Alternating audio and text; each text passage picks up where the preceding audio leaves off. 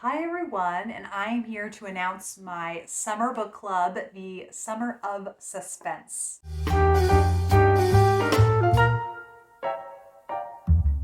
I am really looking forward to telling you the details of this. I basically just wanted to have a summer book club with people who are interested in joining, and I have had so much fun doing Zoom book discussions. I want to keep that ball rolling. So, we're going to have a book for each month and a Zoom discussion for each book. And I did a poll on my channel, on my community page on my channel, asking whether it should be sweet romance or suspense books that we read, or mysteries, and people said mysteries. There was about 30% that said sweet romance, but I decided to just keep the same genre. Maybe next summer I would do sweet romance. We will see. But this summer we are going to be doing mysteries, and these are kind of a few outlier standalone mysteries that I've been wanting to get to. And I thought, for the purposes of the book club, hosting, if I did a mystery that's part of a series, someone might not want to start a new series, or if it was the middle of the series and they hadn't read the other ones, it would be off-putting. So we're going with standalone books. The very first book that I will be reading in June, and I hope you will join me in reading, is Miss Pym Disposes by Josephine Tey. Josephine Tey is well known for her Alan Grant detective series, which includes The Man in the Queue, where a man is murdered while standing in a line to go into a movie theater. So a very interesting premise. But then maybe most iconically for Daughter of Time, which is sort of a speculation about whether Richard III was really guilty of killing the princes in the tower. And it is fascinating. But Miss Pym Disposes is a more contemporary setting for Josephine Tey, and it takes place at an English women's college, Leys College, and a guest lecturer was murdered.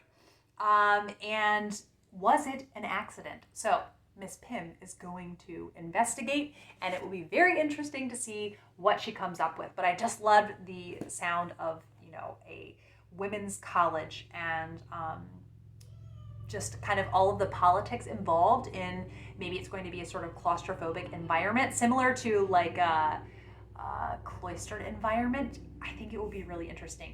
So if you are interested in reading that with me, please let me know down below. And then the fourth Saturday in each month is when we will be having the Zoom discussions. So you'll need to contact me either on Instagram, and my handle is No Compliments to Your Mother, or email me, and I have my email listed down below, and I will make sure that you get the Zoom link, because I would love to discuss this book with other readers. And then in the month of July, we are going to be reading The Burden by Mary Westmacott. So that is a pseudonym of Agatha Christie, and these are more, I think they're supposed to be kind of romantic suspense novels. So Mary Stuart, Phyllis Whitney kind of vibes. And I'm really excited to read this because I have not read any of her Mary Westmacott books. And the description on the back here is not very helpful. It just says, a masterful novel of tangled lives and star-crossed passions, a novel of dangerous secrets, and two strangely different women on the brink of discovery. And then let's see here what the first sentence is. Will this intrigue us? Below the quiet exterior of the child standing beside the font, there raged an ever-growing resentment and misery. Ever since Charles had died, she had hoped. That does sound pretty intriguing. And then the table of contents. Oh, very interesting. Okay, part 1, Laura, 1929. Part 2, Shirley, 1946. Part 3, Llewellyn, 1956. Part 4, As It Was in the Beginning, 1956. Please read The Burden with me. I'm going in blind, and I'm okay with that.